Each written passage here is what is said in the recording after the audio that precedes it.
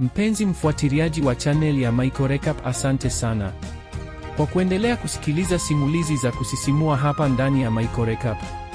Kama jinsi tulivyopata kushuhudia mambo yalinoga sehemu ya kwanza ya simulizi ya Destined to Love You, basi sehemu hii ya pili ndiyo hasa ambapo kimbembe kinaanza, maana sasa tunatoka ofisini na kuingia uwanja wa mapambano field training. Hii hapa ni simulizi ya kina ya sehemu ya pili ya Destined to Love You.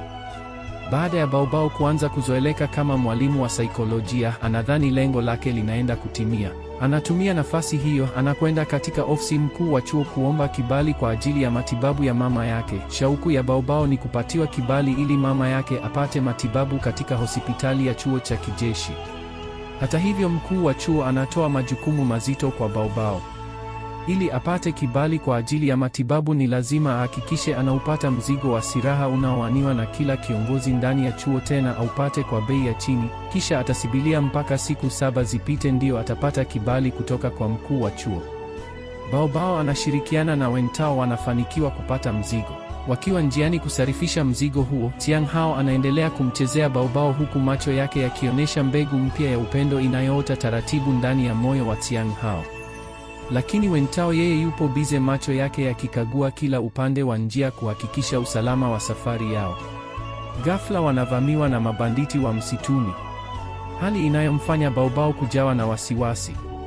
Katika harakati za kupambana na mabanditi, Baobao anapata jeraha mguuni. Bila kupoteza muda, Xiang Hao anakuwa wa kwanza kumpatia huduma ya kwanza. Pembeni, Wentao anatazama huku akionekana hafurahi Xiang Hao kuugusa mwili wa Baobao. Wanafanikiwa kuvuka kikwazo hiko, lakini bado shida haziishi hapo. Kikosi kingine cha mabanditi kinatokea na kuanzisha mashambulizi ya ghafla. Baobao ni mwoga, hawezi hata kujisaidia, akijificha nyuma ya mgongo wa Xiang Hao. Wentao anaongoza kikosi, wanawachapa mabanditi wote, lakini mmoja anasimama na kumteka Baobao. Xiang Hao na Wentao wanatumia mbinu za kijeshi na kumwokoa Baobao.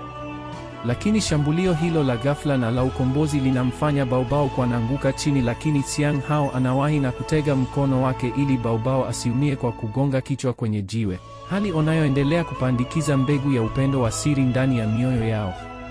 Baobao anafanya kosa linalomfanya kupewa adhabu ya kututambaa kama mwanajeshi na kukimbia mizunguko 1000, lakini Wentao anamuonea huruma, akijiunga naye. Wanaifanya adhabu hiyo kwa pamoja, swala ambalo linamfanya Xiang Hao kupata wivu na uhasama mkali ukiendelea baina yao.